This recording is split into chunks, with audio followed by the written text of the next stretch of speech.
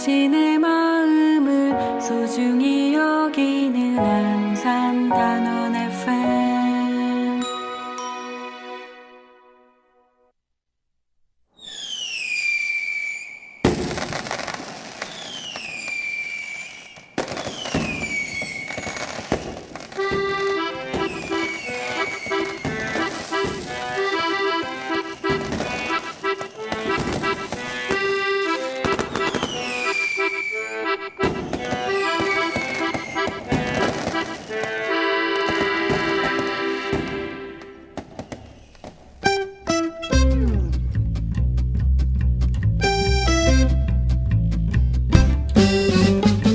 안산의 공동체 라디오 단원 FM 88.7MHz 문화랑 예술이랑 그 51번째 시간이 돌아왔습니다. 네, 이게 국어적으로 51번째라는 말이 맞나? 하다 보니까 또 어색하네요. 51회 방송 시작하겠습니다. 우리 청취자 여러분들, 이제 제가 상반기 때 조금 이렇게 방송을 놓치는 경우들이 좀 있었는데, 이렇게 또 하반기부터는 정신 바짝 차리고 안산에서 활동하시는 여러 예술인분들을 모셔서 이렇게 인터뷰를 하고 방송을 보내드리고 있는데, 잘 듣고 계시리라고 생각합니다. 자, 오늘 문화랑 예술이랑 그 51회차를 맞이해서 오늘은 또 특별한 또 예술인을 모셨어요. 그동안 제가 소개드린 예술인분들이 연극인이거나 뭐 극작가거나 음악인이거나 혹은 회화작가거나 뭐 이런 분들 많았는데, 이번에 모신 분은 말이죠, 팝아트를 하시는 작가십니다. 팝아트를 하시는 박이슬 작가님 모셨는데요. 안녕하세요. 안녕하세요. 네, 마이크를 가까이 대셔야 됩니다. 네, 거의 입 안녕하세요. 앞에다 대셔야 됩니다. 그래서 네, 그 허리가 네. 아프실 것 같으니까 마이크를 더 당기세요. 그게 더 편하실 겁니다. 네, 그렇습니다. 들리시나요? 말씀해 보시죠. 네. 네, 좋습니다. 네, 이 방송을 듣고 계시는 분들 팝아트라고 아마 들어는 보셨을 텐데, 팝아트 하면 가장 유명하게 떠오르는 분이 앤디 워홀 맞습니까? 네, 웬디 워홀도 작가님도 네, 유명한 작가님들 중에 한 분이시죠. 네, 그렇죠, 네. 그렇죠. 네. 그리고 또 참고적으로다가 지금 경기도 미술관에서 네. 민화와 네. K-팝 아트 요런 네. 전시를 하더라고요. 네, 네. 또 때마침 이렇게 또 팝아트 작가님을 모신 것 같습니다.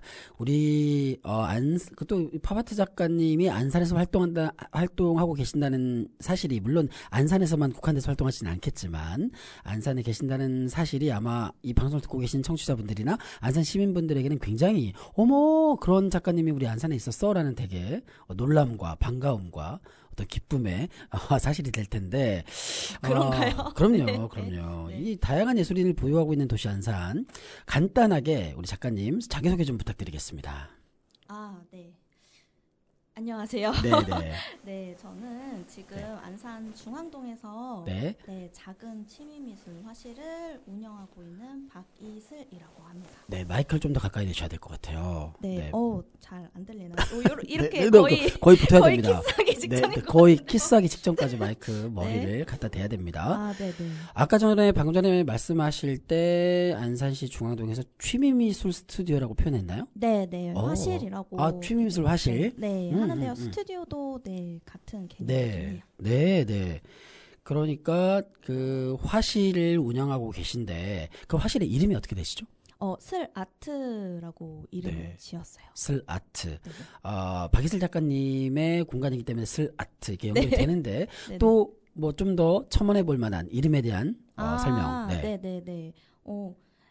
정확히 얘기를 하자면 제 이름의 끝글자가 슬이잖아요. 네네네. 슬인데 이 슬이 찾아보니까 프랑스어로 단 하나의 유일한 독특한이라는 뜻이 있더라고요. 그래서 이제 굉장히 좋은 거예요. 저는 원래 제 이름 되게 부끄럽게 좀 약간 창피하거든요. 왜요? 참이슬 때문인가요? 너무 약간 오글거리는 그런 느낌이 있어서 되게 별로 스스로 제 이름을 별로 좋아하지 않았는데, 근데 딱 그 사실을 알고 나니까 그래도 한글 이름이지만 되게 괜찮다 해서 내가 만들고 싶은 공간이랑 이제 의미가 일맥상통하는 부분이 있다라는 생각이 들어서 그런 의미를 담아서 화실에 이제 이름을 슬아트라고 짓게 되었어요. 너무 좋네요. 그러니까 네. 영어로 시작하면 only 같은 거죠. 네. 세상에 하나뿐인 네. 그런 아트를 하겠다. 또 프랑스어로 그런 좋은 뜻을 만났군요. 그렇다면 이렇게 쓸 아트라는 공간, 네. 그 공간에서 어떤 일들을 하는지 여쭤봐도 될까요? 일단은 가장 큰 거는 이제 성인들 위주로 네, 그 그림으로 취미를 하시는 분들을 위한 공간이라고 보시면 되는데요. 네, 거기서 이제 일반 성인분들 네, 취미 활동을 도와드리고 있고, 그거 외에도 외부 강의 준비를 한다던가, 네, 그리고 그런 취미 활동에 그치지 않고, 이 좀 취미 활동을 확장 개념으로 해서, 거기서 올해 처음 약간 소정의 굿즈를 조금 만들어서 네, 제가 이제 뭐 아트 마켓이라고 해서 안산에서 프리마켓 같은 행사를 조금 해요. 네, 그런 행사에 참여를 해서 부스를 내가지고 거기에 이제 저희 수강생분들 작품을 조금 네, 엽서로 만들어서 선보인다던가 네, 그런 조금 다양한 활동을 하고 있습니다. 그러니까 이 슬라트에 깃드는 분들이랑 그저 이제 말하자면 예술 교육 혹은 뭐 교습 이런 거에 그치는 것이 아니라 그 과정에서 만들어진 작품들을 매대에 이제 가지고 나서 어떤 플리마켓 같은 데 나가서 판매도 하는 그런 일들도 하고 계시는군요. 네, 나갔던 마켓 중에 가장 기억에 남는 마켓이 있었을까요? 이번에 거리극 축제를 했잖아요. 네, 거리극 축제 때 부스를 냈거든요. 좀 무리를 해서 냈는데 그때 이제 수강생분들이 완성하신 작품을 가지고 사진을 찍어서 이제 엽서로 이렇게 만들어서 내놨어요. 근데 그거 자체로도 저는 되게 좋더라고요. 이게 뭐 이렇게 실제로 판매를 이어지거나 네, 그런 거보다는 그냥 그거 자체에 되게 이제 서로 이제 좋아하고 네, 왜냐면 이렇게 소장이잖아요. 이렇게 딱 현물로 물론 그림도 현물이지만 뭔가 이제 그거를 가지고 주변에다가도 이렇게 좀 선물을 할 수도 있고 이제 자랑도 할 수도 있고 이게 조금 더 확장된 개념으로다가 좀 어필할 수 있는 거라서 되게 좋은 경험이었던 것 같아요. 선생님하고 선생님으로부터 배운 이제 제자들이 같이 작업했던 작품들을 가지고 안산에서 제일 좀 시민들에게 사랑받는 제일 큰 축제라고 할 수 있는 안산국제거리축제에 나와서 이렇게 나의 예술 콘텐츠로 안산에서 제일 큰 축제와 함께 한다라는 것이 주는 되게 자긍심 같은 게 있었을 것 같고 또 선생님하고 했던 그 작품들이 뭐 그래도 안산국제 거리축제 마켓은 안산에서 제일 잘 팔리기로 소문난 마켓인데. 근데 사실 미술이라는 게 뭐 공예라든지 액세서리 이런 것들은 딱 이게 아웃풋이 정확하잖아요. 정확하고 딱 이제 완성작으로서 이제 기능적인 측면이 굉장히 높은데 사실 미술은 과정이 조금 더 중요한 개념이라서 뭐 그런 이제 마켓을 나간다고 해서 내가 이거를 뭐 판매 목적으로 이제 나간다기보다는 판매가 되면 좋지만 우리 이 지역에 이런 공간이 있어요. 라고 알리는 게 조금 더 목적인 것 같아요. 그리고 그런 측면이라면 또 효과가 좋았겠네요. 그래서 조금 보통 많이들 말씀하시는 게 나는 똥손이에요. 라는 말을 가장 많이 듣고요. 그림이 처음인데 제가 잘할 수 있을까요? 잘 그릴 수 있을까요? 나는 그림이랑 맞지 않는 사람이야. 라는 말을 진짜 많이 듣거든요. 그러니까 조금 장벽이 되게 높다고 생각을 하세요. 재능 있는 사람만 미술을 할 수 있고 이렇게 조금 솜씨가 있어야지만 그림을 그릴 수 있다라고 생각을 하기 때문에 그런 행사들이 있으면은 조금 그래도 나가려고 하는 편이에요. 그래도 뭘 하지 않으셔도 이런 미술 활동이 있구나. 어른들도 이런 좀 재밌는 활동을 할 수 있구나. 이런 거를 조금 느낄 수 있는 계기가 되기 때문에 굳이 뭐 이렇게 제 화실에 와서 정기적인 교습을 받지 않더라도 그냥 집에서 그거 보고 나도 한번 해볼까? 생각 드는 것만으로도 행복하잖아요. 우리 삶이 더 윤택해지잖아요. 그런 생각으로다가 아주 훌륭한 네. 너무 훌륭한 예술교육 철학이라고 제가 이름을 갖다 붙이겠습니다. 너무 훌륭한 거창한데요? 예술교육 철학을 갖고 네. 계세요. 그러니까 예술이라고 하는 것이 사실은 말씀하셨듯이 솜씨 있는 사람들 누구나 다 특히 이제 어른들을 대상으로 하시니까 어른들은 더 그렇죠. 내가 어떻게 그림을 그려? 내가 어떻게 노래를 해? 스스로 자신의 가능성을 문을 닫아두는 사람들이 많은데 그거를 살짝 열어서 숨겨져 있는 나의 잠재 역량을 끄집어내준다는 것만으로도 예술교육은 굉장히 큰 효과가 있는데 단지 그것뿐만이 아니고 국제 거리축제 같은데 이제 나옴으로써 그 전과 달라진 나의 삶을 직접 보는 거잖아요. 예술교육 받기 잘했다, 미술하기 잘했다, 스라트에 가길 잘했다, 이런 생각들을 하게 될 것 같습니다. 자, 이렇게 좀 이렇게 이야기를 하고 있는 중에 이제 우리 청취자분들께서는 이제 궁금해질 게, 그래서 팝아트 많이 들어봤는데 요즘에 좀 가장 유행인 것 같고 핫한 것 같긴 한데 도대체 팝아트라는 게 뭐야? 라는 궁금증이 있을 거거든요. 네, 좀 팝아트가 뭔지 좀 설명 좀 해주십시오. 네, 팝아트가 아마 이렇게 말씀드리면 조금 난해하고 어려울 것 같아요. 네네네. 뭐 1960년대, 50년대 이런 식으로 시작하면 되게 많이 머리가 아파지죠. 그냥 간단하게 말해서 대중들한테 친숙한 그 이미지 있잖아요. 네. 이미지들을 전통 그 회화, 그 미술의 소재로 차용을 한 거예요. 차용을 해서 이 미술 작품을 만든 그런 하나의 장르라고 보시면 되는데, 사람들에게 익숙한 이미지나 아이콘을 나의 미술 작품에 적극적으로 활용했다. 네, 그래서 앤디 워홀 작품 보시면 뭐 마릴린 먼로, 그래요. 뭐 그런 캔스프 이미지들 되게 많이 아시잖아요. 네네네. 뭐 아트 포스터로 이제 굿즈로도 많이 되게 접하시고 그런데 그것도 그런 개념의 하나라서 근데 앤디 워홀을 많이 아시는데 사실은 제가 하는 활동은 이제 초상화를 중점으로 하는 활동이라서 앤디 워홀보다는 로이 리히텐슈타인이라는 로이 리히텐슈타인. 네네, 조금 어려우실 수 있는데 독일 분인가요? 아니요, 미국이요. 네, 죄송합니다. 아니겠습니다. 네, 그래서 그분은 이제 만화 이미지를 차용을 해서 반다이점이라는 인쇄 기법을 활용을 해서 미술 작업을 하셨던 분인데 미술 작업에 이어서 초상화 부분에 접목을 해서 팝아트 초상화라는 정확히는 팝아트 초상화라는 이제 아이템으로 활동을 하고 있는 거고. 네네네네. 더 쉽게 설명을 하자면 만화 이미지 보시면 선명한 단색. 그리고 되게 검정색 테두리. 네네네. 요런 특징이 있잖아요. 네네네. 그런 특징으로 좀 축약해서 그리는 그림이라고 보시면 돼요. 그래서 우리 전통적인 회화 작품 같은 경우에는 되게 사실적이고 막 연필, 데생, 막 되게 멋있는 붓터치 막 이렇게 생각하시잖아요. 초상화라고 하시면. 네, 맞아요. 근데 그것보다는 조금 더 키치하게. 키치한 느낌으로. 단순한 느낌으로 하는 작업이라고 생각을 하시면 됩니다. 그 만화 가지고 하셨다고 하니까 좀 여러 이미지들이 좀 떠오르네요. 그래서 저는 이제 우리 박이슬 작가님을 예전에 어떤 이제 마을을 여행지로 만드는 어떤 그런 기획 프로그램 진행하면서 그 들판이 쫙 펼쳐져 있는 사이동이라는 마을에서 이제 안산에 또 선부동에 고려인 분들이 많이 모여 사시는데 고려인 분들과 함께 이 사이동 마을을 이제 여행지로 이렇게 모셔서 투어를 시켜드리던 프로그램이었는데, 그때 이제 우리 박희슬 작가님 오셔가지고 진행하는 프로그램을 처음 보고, 저는 그때 처음 뵀어요, 작가님을. 저는 왜 기억이 안 나죠?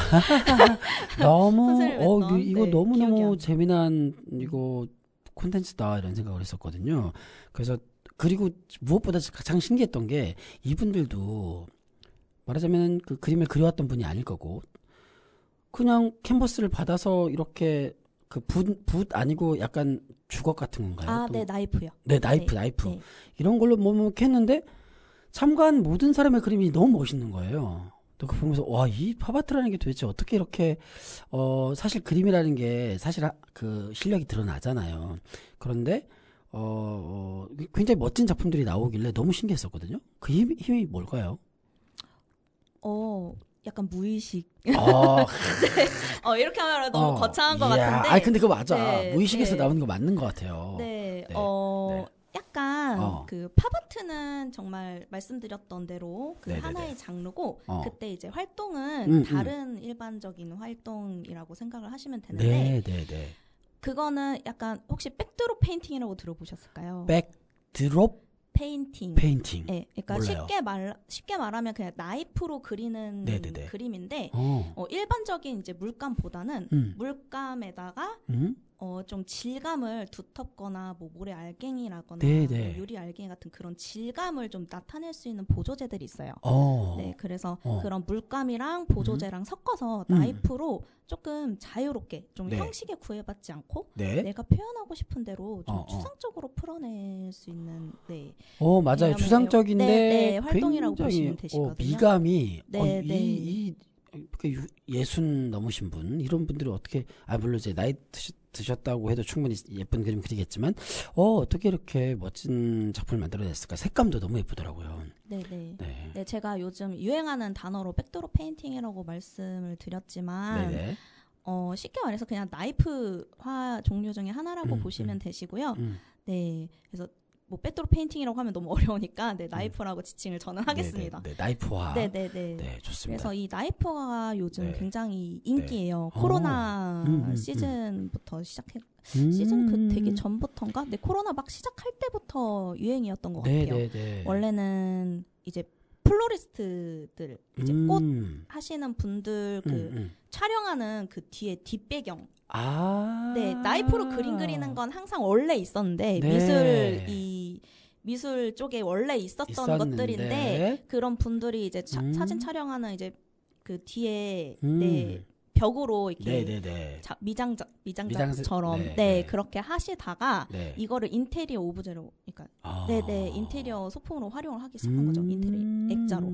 그러면서 이제 많은 사람들이 이제 되게 좋아를 하고 이제 이 인풋 대비 아웃풋이 조금 훌륭하게 나오는 편이라서 그렇게 해서 유행을 하기 시작한 게 되게 고급져요.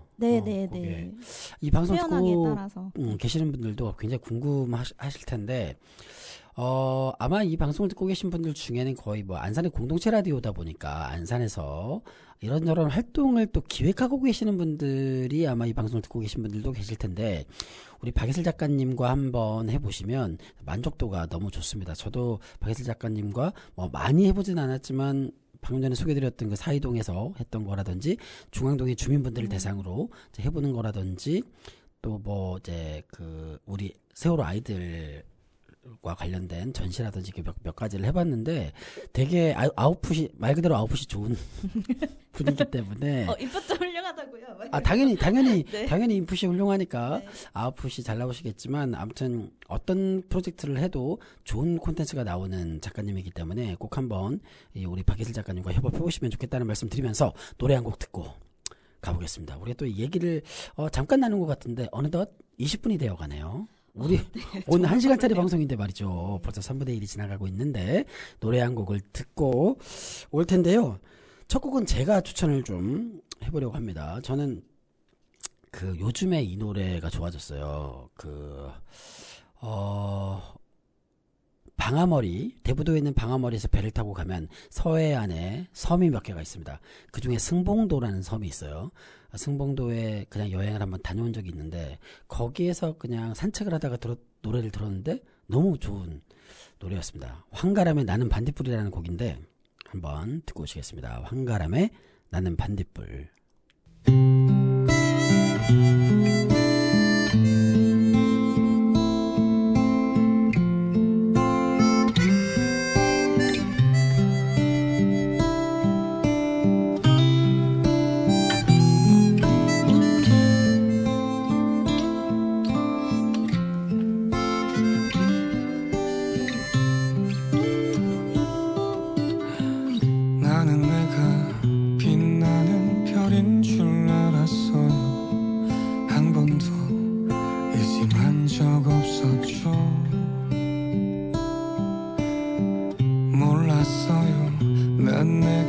벌레라는 것을 그래도 괜찮아 난 눈부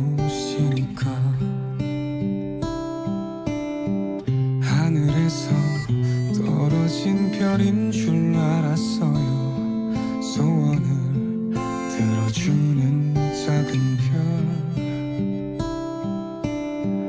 몰랐어요. 난 내가 개똥벌레라는 것을. 그래도 괜찮아, 난 빛날 테니까. 나는 내가 빛나는 별인 줄 알았어요. 한 번도 의심한 적 없었죠. 몰랐어요. 난 내가 벌레라는 것을. 그래도 괜찮아, 난 눈부시니까. 한참 동안 찾았던 내 손톱 하늘로 올라가 조승달 돼버렸지. 주워 담을 수도 없게 너무 멀리 갔죠. 누가 저기 걸어놨어. 누가 저기 걸어놨어. 우주에서 우주로 날아온 밤하늘의 별들이 반딧불이 돼버렸지. 내가 널 만난 것처럼, 마치 약속한 것처럼 나는 다시 태어났지. 나는 다시 태어났지. 나는 내가 빛나는 별인 줄 알았어요. 한 번도 의심한 적 없었죠.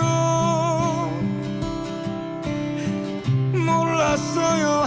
난 내가 벌레라는 것을. 그래도 괜찮아, 난 눈부시니까.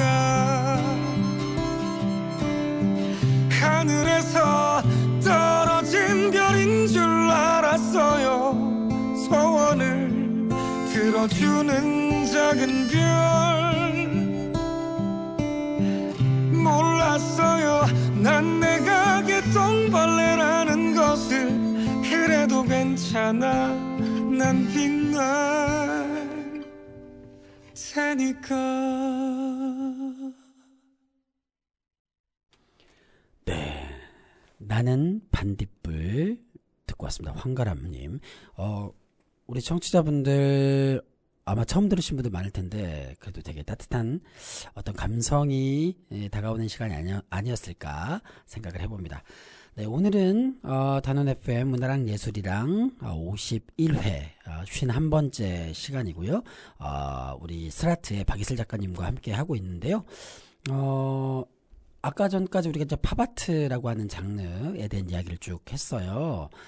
그래서 지금 작가님께 좀 드리고 싶은 질문은 뭐냐면, 그 이제 스라트라고 하는 공간에서 취미 미술 하시는 분들 오셔가지고 그분들 대상으로 예술 교육을 하기도 하지만 외부 강의를 굉장히 많이 나가시잖아요. 네. 주로 어떤 곳들에 어떤 강의들 나가시는지 궁금해요. 주로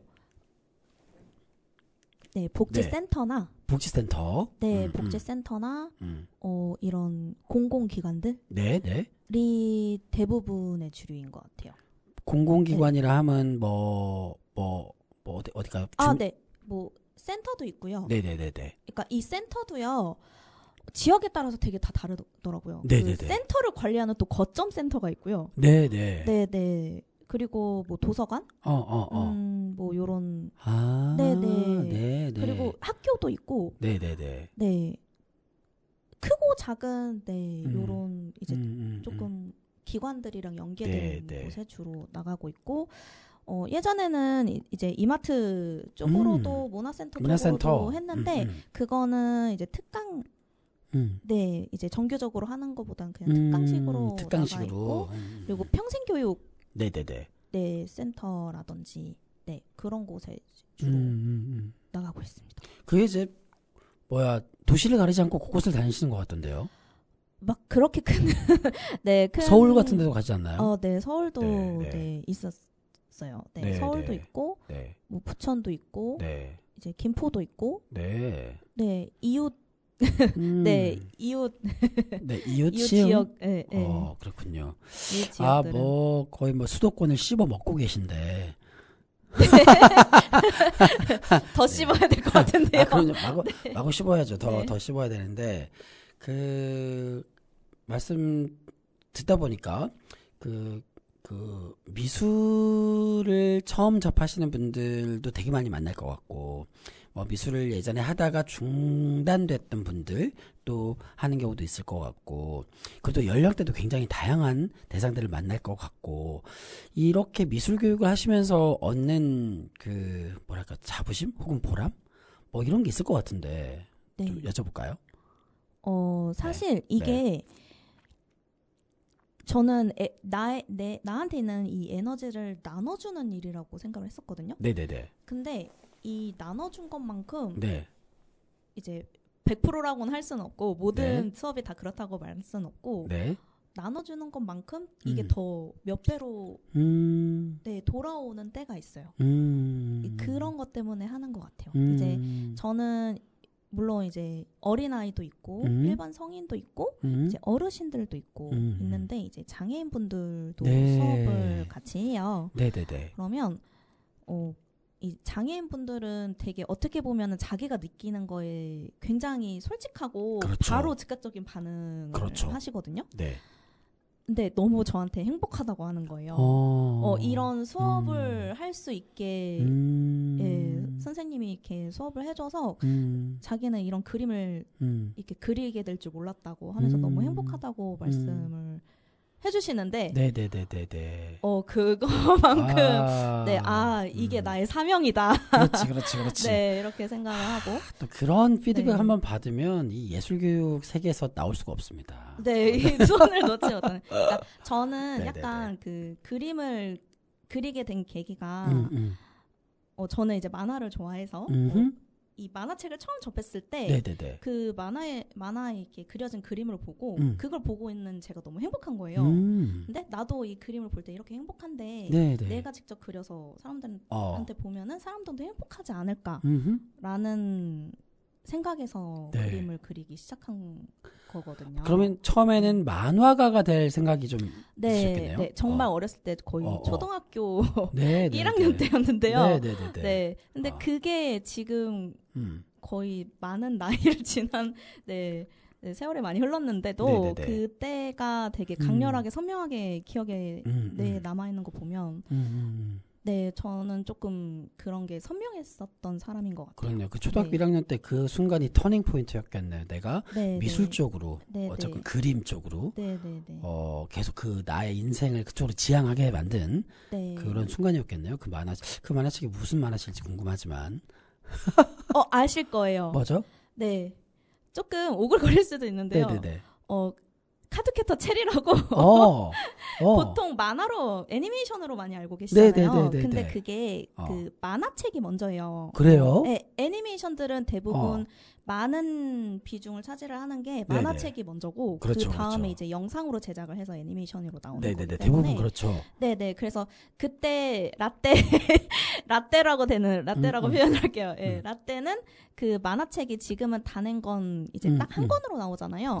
그때는 이 매 회마다 이렇게 합본이라고 해서 잡지처럼 나왔어요. 만화 잡지가 있었어요. 소년 챔프 같은 거? 맞아요. 아이큐 점프 같은 거? 맞아요. 그거는 이제 소년 만화 위주고 그 소녀 만화 위주로 또 나오는 게 있었어요. 뭐였어? 윙크 이런 거였나? 네, 맞아요. 밍크 막 이런 것들이 막 있었는데 이제 그거를 구독하는 친구가 있었어요. 그래서 그 친구네 집에 놀러 갔다가 그 친구가 이제 한번 보라고 해서 딱 줬는데 그게 저한테는 너무 충격이었던 거죠. 아하. 그래서 그때로부터 미술가의 길로 접어들게 됐군요. 네. 그렇다면은 지금 이제 강의가 워낙 많아가지고 시간이 어떨지 모르겠지만 그 박희슬 작가님은 뭐 전시회를 준비하는 이제 그런 계획이나 이런 게 있으신가요? 항상 계획은 하는데요. 이게 네네네네. 결국에는 이제 사람이 밥 먹는 데에 집중을 하게 되면 밥밖에 안 보이잖아요. 밥보다 더 큰 거를 좀 바라보기도 해야 되는데 계획은 가지고 있어요. 계획은 가지고 있는데 뭐 이때 이렇게 할 거예요라고 계획은 가지고 있어도 이거를 아직 실행을 못해. 그러니까 딱 그 완성 도달점이 아니기 때문에 네, 조심스럽게 계획만 있다라고 네, 말씀을 드릴 수 있어요. 네, 근데 이제 저 개인적인 전시보다는 조금 지금 현재 제 공간에서 함께 하는 분들이랑 네, 내년에 조금 작게라도 한번 해보자 하고 얘기는 하고 있어요. 좋으네요. 근데 일은 질러야 돼요, 항상. 그래서 우선은 전시관 대관부터 해놔야 된다. 맞아요. 대관부터 해놓으면 어떻게든 맞아요. 된다. 네. 그래서 지금 대관 할 곳을 조금 알아보고 있어요. 그래요. 안산도 뭐 공공전시관, 뭐 저기 문화예술의 전당, 그러니까 국제회장 건물에 있는 거기에 이제 화랑전시관인데 그게 있고, 또 단원미술관, 지금 김홍도 미술관으로 바뀌었죠. 뭐 그런 공공미술관들도 있지만 찾아보면 그 민간에서 운영하는 되게 예쁜 갤러리나 그런 전시관들이 많더라고요.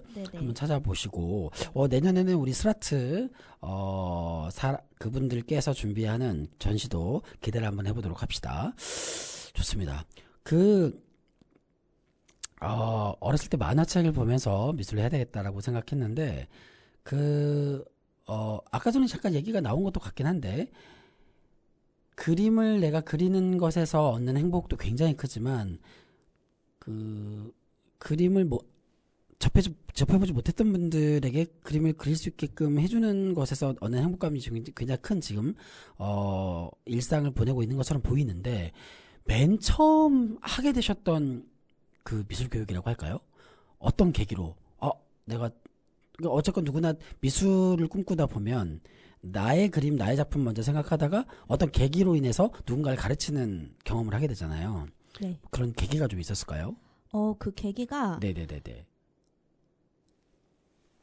생각보다 되게 이 원초적인 좋아요. 네, 생각보다 되게 원초적이에요. 네네네. 네.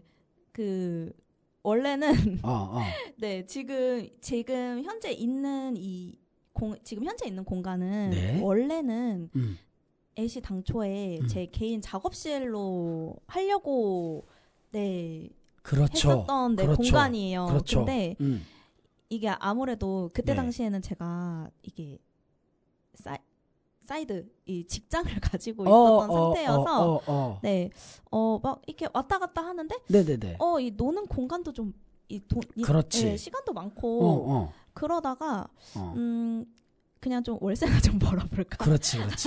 네, 월세나 좀 벌어볼까 하고 이제 별 생각 없이 시작하게 된 게 원데이 클래스? 원데이 클래스. 파바트 초상 원데이 클래스예요. 그건 이제 그때 그러니까 제가 지금 이 공간 이전에 다른 선생님이랑 이제 쉐어를 했었을 때 그 선생님이 한번 해보라고 이제 권유를 해주셔가지고 그때가 맨 처음 시작이었는데 이제 나중에 저 혼자 따로 나오게 되면서 그때 그 작업을 계속 이어간 거죠. 이제 근데 이제 오시잖아요. 이제 보고 오시는데 너무 좋아라 해주시는 거예요. 저는 그때까지 내가 이제 미술을 통해서 조금 행복을 찾게 만들어 주는 게 내가 그린 그림을 보여주는 방법밖에 없다라고만 생각을 했었거든요.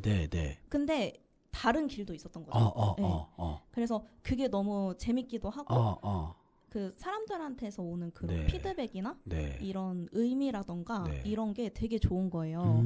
그래서 파바트 초상화는 어떻게 보면 되게 상업적이라서 뭔가 내가 생각했던 그런 활동이랑은 너무 달라서 처음에 사실 그 괴리감 때문에 좀 많이 힘들었었어요. 그러니까 본인이 추구했던 작품 세계와는 꽤 거리가 있는 거였지만 일반 사람들이 접하기엔 굉장히 좋은 원데이 클래스로 하기엔 좋은 게 파바트 초상화였기 때문에 처음에는 약간 이거 약간 나한테 낯설다가 있었구나.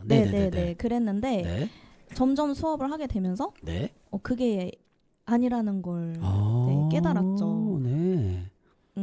약간 그냥 기념일도 있었지만 정말 약간 부모님, 가족이랑 같이 즐기려고 오시는 분들도 있고 그리고 이제 보통 선물로도 많이 오시거든요. 데이트 말고도. 근데 그거 말고도 조금 이제 더 이상 이제 현실에서 볼 수 없는 누군가를 조금 추억을 하기 위해서 오는 경우도 네, 있었기 때문에 이거 내가 그냥 가볍게 볼 게 아니라 생각보다 되게 의미와 이 가치가 다르다라는 걸 많이 느꼈어요.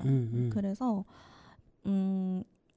되게 그런 분들한테 이제 집중을 더 했죠. 그래서 이거를 나만의 그림체를 개발을 해야 되겠다.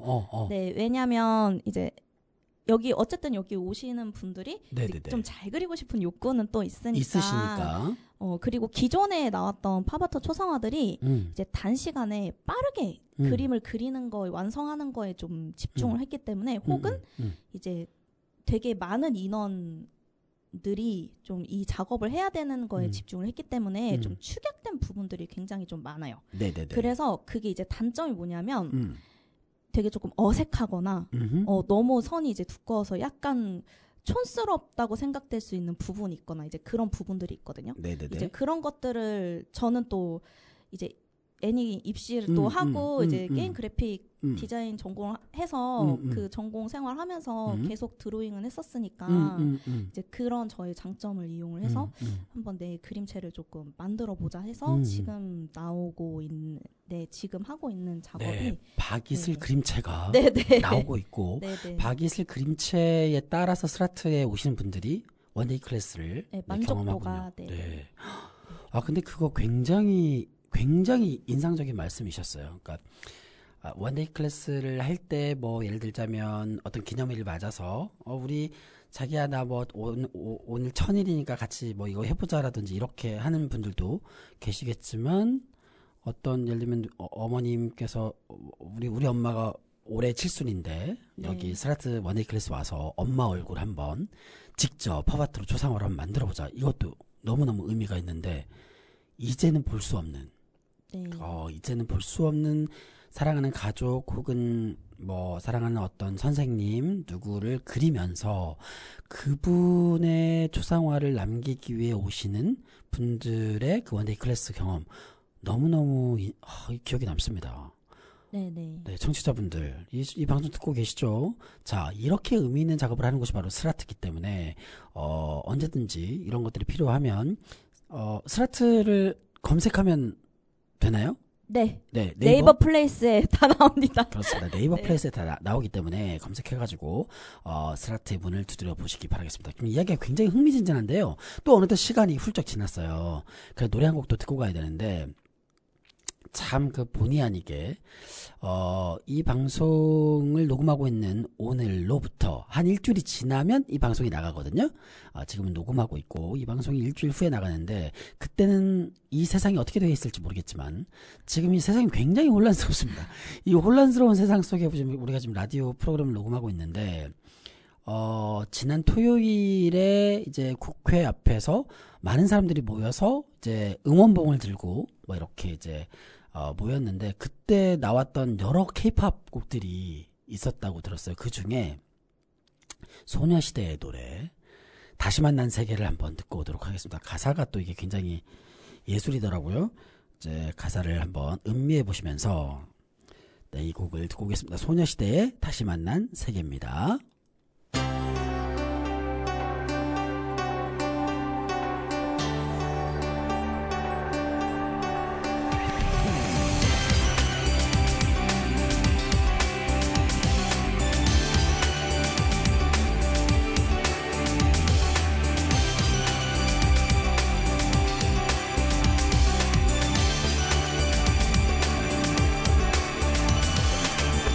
전해주고 싶었을 그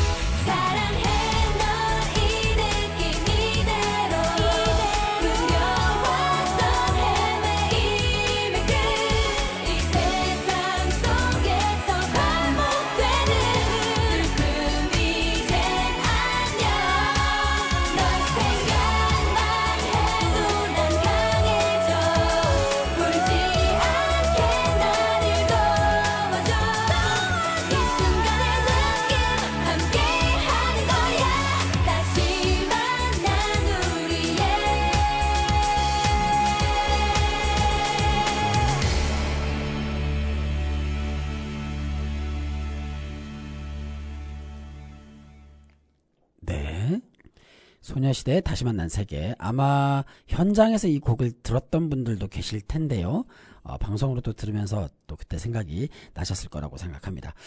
네, 우리 오늘은 또 우리 박예슬 작가님과 함께 이야기를 나누고 있습니다. 정말 안산에 정말 특히 젊은 세대에 대단한 작가들이 많아요. 저는 우리 박예슬 작가님도 굉장히 젊은 세대라고 생각하거든요. 감사합니다. 네, 아까 작가님께서 지금 말씀하실 때 저 어렸을 때라고 말씀하셨지만 지금 굉장히 젊은 세대의 작가님이라고 생각하고요.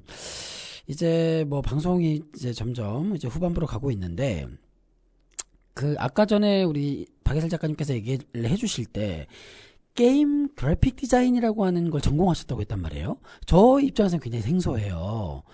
뭐 게임 그래픽 디자인이라고 하는 게 결국은 컴퓨터로 그림을 그리는 건가요? 네. 그러니까 게임 그래픽이라는 것도 네네네. 분야가 엄청 다양해요. 뭐 배경을 하면은 배경 그리는 사람, 그리고 움직임을 주는 사람, 네네네. 뭐 이렇게 메인 원화 컨셉 하는 사람 분야가 이제 세세한데, 네네네. 저 같은 경우에는 조금 원화 쪽을 그러셨군요. 원했었고, 네, 그리고 이제 조금 여러 가지 툴도 다뤄보긴 해요. 이렇게 뭐 애니메이션을 좀 준다던가, 뭐 프로그램을 이용을 해서 그런 것도 이제 다 해봤는데, 조금 움직임 주는 거는 이제 제 길은 아니더라고요. 그래서 좀 원화 쪽으로 계속 이제 인체를 조금 그려본다든지 캐릭터를 좀 해본다든지 컨셉을 좀 정해서 하는 그런 걸 위주로 과제를 했었습니다. 아니 뭐 제가 그렇게 게임을 잘하는 사람은 아닌데 우리 집에 어쨌건 닌텐도 스위치가 있거든요. 그래서 우리 딸도 또 이렇게 있다 보니까 말하자면 모동숲이라고 모이라 동물의 숲, 모이라 동물의 숲 같은 것들을 이제 하는데 모이라 동물의 숲 같은 걸 하다가 어느 날 젤다의 전설이라고 아시죠? 네네네. 젤다의 전설을 그걸 한번 넣어봤어요. 우리 식구들이 다 게임을 잘 못하는 편이어가지고 초반에 막 하다가 좀 어려워서 못했는데 젤다의 전설 그래픽은 정말 무슨 뭐 영화 같던데요? 그럼요. 멋있는 거는 엄청 멋있죠. 네네. 지금도 감탄하는 부분입니다. 지금도 게임 영상은 진짜 되게 발전을 되게 많이 해서. 그러니까요. 웬만한 애니메이션보다 훨씬 더 수준이 높다는 생각이 사실 들면서. 내가 게임 그래픽 전공을 했다라고 말하기도 부끄러울 정도의 퀄리티가 엄청 상향되어 있기 때문에. 네네네네. 우리가 이제 음악 듣는 동안에 잠시 수다 떠는 동안에 우리 박예슬 작가님께서 만약에 내가 전공을 그만두지 않았다면 지금은 이제 전공을 그만두고 말하자면 같은 미술계에 있지만 지금은 팝아트를 하시는 건데 전공을 그만두지 않았다면 디지털 드로잉계에 또 뭔가 역사를 썼을 것 같다. 역사를 썼을 것 같다는 말을 내가 붙인 거지만 그런 말씀하셨는데 어떤 의미일까요? 디지털 드로잉계라는 게 어떤 걸까요? 보통은 우리가 이제 아날로그적으로 종이라든지 캔버스라든지 이제 그림을 그리잖아요. 네네네. 이 디지털 드로잉은 말 그대로 이제 기기, 컴퓨터, 이런 웹 시스템을 이용을 해서 그림을 그리는 걸 뜻해요. 그래서 이 기기상에 캔버스가 있고, 종이가 있고, 펜들이 있습니다. 그래서 제가 지금 요거 가지고 오는데 요것도 이제 요새는 이제 아이패드 프로, 아이패드 프로? 프로까지는 아니더라도 아이패드라고 해서 이동식 전자기기죠. 이 이동식 전자기기에 이렇게 펜슬 같은 게 다 딸려 있어요. 있죠. 요걸로 이제 다 그림을 그리려면 그릴 수 있는 그런 시대가 왔기 때문에 그래서 이런 기기들을 이용해서 그림을 그리는 거를 이제 디지털 드로잉이라고 얘기를 해요. 제가 대학교 다닐 때 저와 함께 자취했던 제가 아까 말씀드렸죠. 제가 연극하는 놈이지만 비전공자라고. 근데 저랑 같은 과 후배가 저랑 같이 자취를 했는데 그 친구는 또 이제 지금은 영화 콘티 작가거든요. 뭐 거의 뭐 박찬욱, 봉준호 영화 콘티까지도 그려내는 그런 일을 하고 있는데 그때 대학생 때 그때는 되게 컴퓨터도 막 크게 발전되지 않았을 때였는데 펜마우스라고 있었어요. 마우스펜인가? 펜마우스인가? 그거를 자그마한 패드에다가 대고 그림을 그리는 게 이제 PC 모니터에 나오는 네. 그게 타블렛이에요? 네, 그게 타블렛이고요. 네, 그게 가장 기본 형태예요. 네, 가장 기본 형태고, 거기에서 이제 조금 더 전문가로 이제 올라오면은, 이제, 그거죠, 이제. 자본의 힘을 많이 빌리면 그게 이제 타블렛인데 액정 타블렛이라고 해요. 이제 신티크라고도 하는데 왜 저희 웹툰 작가들 막 보면은 막 커다란 뭐 액정에다가 막 이렇게 펜으로 그림 알죠. 무도에서 많이 봤습니다. 예. 그렇게 이제 작업을 하는 게 이제 액정 타블렛. 신티크 그런 계열이고 이제 요새 사람들이 많이 쓰이는 거는 좀 간편하고 라이트하게 아이패드 많이 쓰고요. 네, 아주 이제 가장 기본 올드한 거는 요 액정 그냥 일반 타블렛이라고 라떼는 인티어스 거기다 하면 모니터에 그림 그려지는 거죠? 네. 라떼는 인티어스였는데 인티어스? 저도 인티어스라는 그런 이제 타블렛 종류가 있어요. 그렇구나. 네, 그래서 저는 전공할 때 그 타블렛을 했습니다. 그러셨군요. 네, 그렇게 부유하지 않았기 때문에.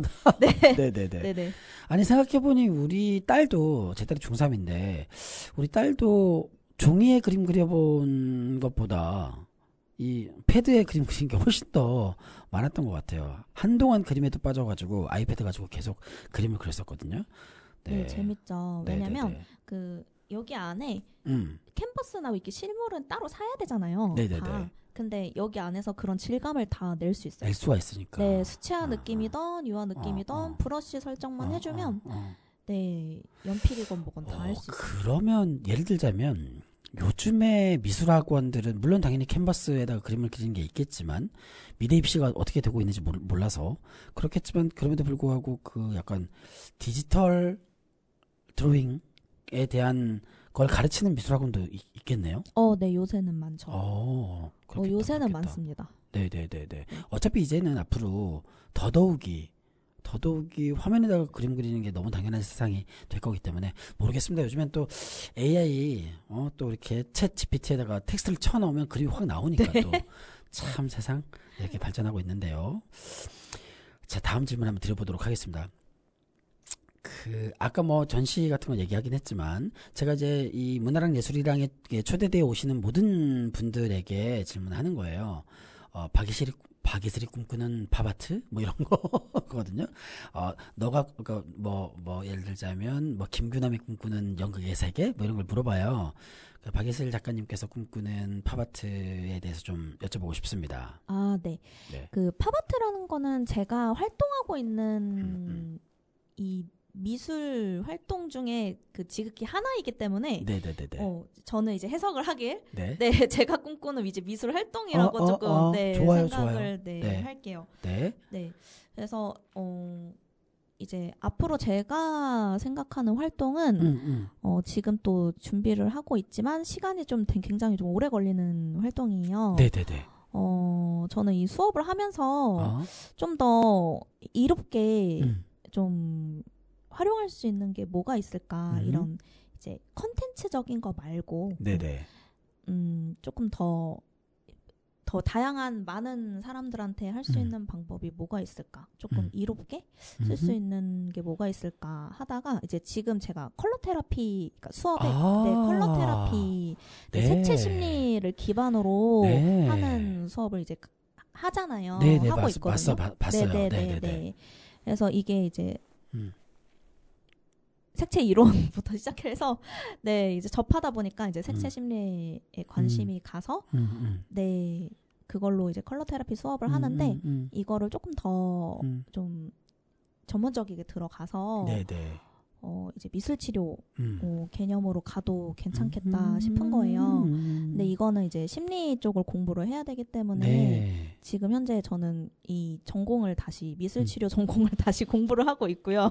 그러시구나. 네, 이거를 정말 이제 현장에서 쓰려면은 한 10년의 공부가 필요하다고 해요.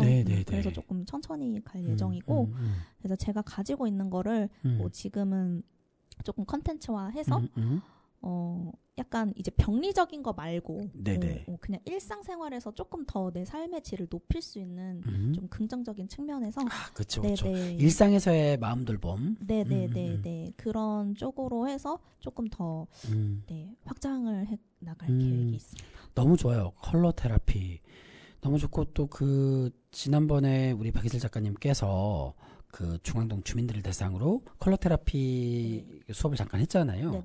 굉장히 흥미있었고, 그러니까 사실은 사람들은 살아가면서 내가 무슨 색에 끌리지라는 것도 한 번도 나에게 질문하지 못한 채 살아가는 경우가 대부분이기 때문에 내가 무슨 색을 좋아하는지, 내가 무슨 색에 끌리는지, 그리고 내가 끌리는 컬러가 나의 심리와 어떤 또 연계가 있는지 이런 걸 알게 되면 굉장히 흥미진진할 거라고 생각하고, 그게 이제 흥미를 넘어서서 뭔가 나의 일상 속에서 지친 내 마음을 돌보는 것까지 이어진다면 너무 좋을 것 같고, 그걸 또 알게 되면 요즘에 그 퍼스널 컬러 같은 것도 또 한참 떠올랐잖아요. 쿨톤, 웜톤 이런 거.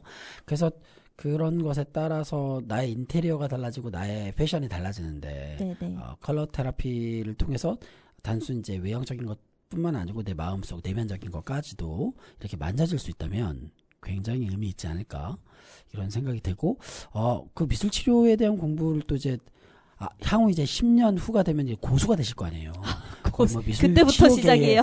그런가요? 네, 그때부터 시작입니다.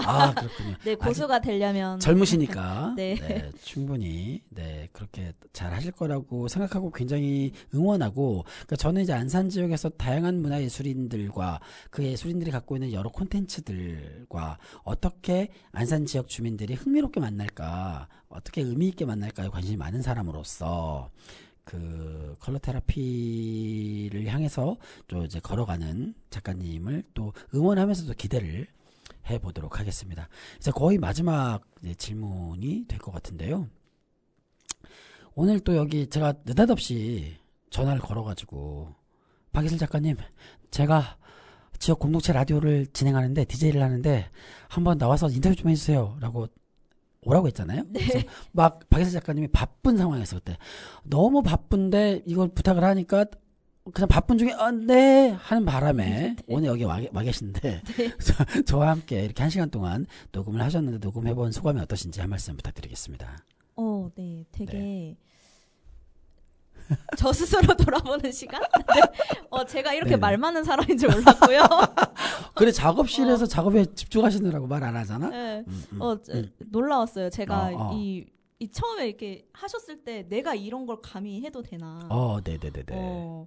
내가 뭐라고. 그냥 이제 그냥 이렇게 조금 미술 활동하는 이제 소시민 중 한 명일 뿐인데. 내가 이런 걸 해도 되는 건가 하는 이제 생각이 당연히 해야죠. 슬 아트 하나뿐인 아트 공간을 좀 운영하시는데. 그래서 와가지고 뭐 말이나 이렇게 제대로 할 수 있을까, 혀나 씹지 않으면 다행이다. 이렇게 생각하고 왔는데 생각보다 편하게 잘 이끌어 주셔가지고 수월하게 인터뷰를 할 수 있었던 것 같습니다. 굉장히 말씀 잘하시고, 제가 좀 연극을 하는 사람이니까 어떤 분이건 말을 할 때 그 말이 잘 들리는가에 좀 나도 모르게 관심 갖게 되는데, 박희슬 작가님은 이 딕션이 되게 좋습니다. 목소리도 좋고 말을 되게 사람들에게 잘 들리게 하는 편이어가지고. 그런가요? 그래서 강의도 아마 인기가 많으신 이유 중에 하나가, 그림도 워낙 좋지만 작가님이 강의할 때 말을 되게 잘 들리게 하는 화법을 갖고 있는 분이어서 강의가 인기가 많을 것 같다. 네, 감사합니다. 불러만 주시면 어디든 제주도도 갑니다. 불러만 주시면 어디든지 달려가서 박희슬만의 놀라운 또 팝아트 초상화부터 시작해서 다양한 또 그 아까 말씀하셨던 백드롭 페인팅 그런 것까지도 되니까요. 여러분들 이 방송 듣고 계시는 청취자 여러분들, 박희슬 작가님을 기억해 주시고 네이버 플레이스에서 슬 아트 검색하시면 원데이 클래스 계속 지금 신청할 수 있나요? 네네. 지금 신청할 수도 있고요. 지금 이제 여기에서만 스라트에서만 할 수 있는 또 클래스가 따로 있어요. 조금 전등에다가 나이프화를 해가지고 예쁘게 인테리어 소품 만들 수 있는 클래스도 있으니까요. 예쁘겠네요. 이거는 거의 전국에서 2곳밖에 어머나. 두 곳에서만 체험할 수 있는 전등이라고 하셨죠? 전등을 만드는데 그 백드롭 페인팅, 그 나이프화로 하는 전국이 2군데밖에 없다. 여러분들 놓칠 수 있겠습니까? 바로 스라틀 검색하셔가지고 박예슬 작가님의 예술 세계로 풍덩 빠져주시면 감사하겠습니다. 자, 오늘 단원 FM 문화랑 예술이랑 그 51번째 시간 팝아트 작가이신 박예슬 작가님과 함께 했습니다.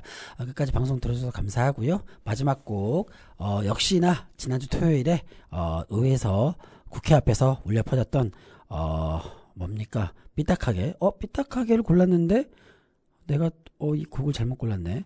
네, 제가 삐딱하게를 고른다고 골랐는데 지들이 오늘 다른 게 골라져가지고요. 에스파의 위플래시 듣도록 하겠습니다. 자, 여러분 안녕.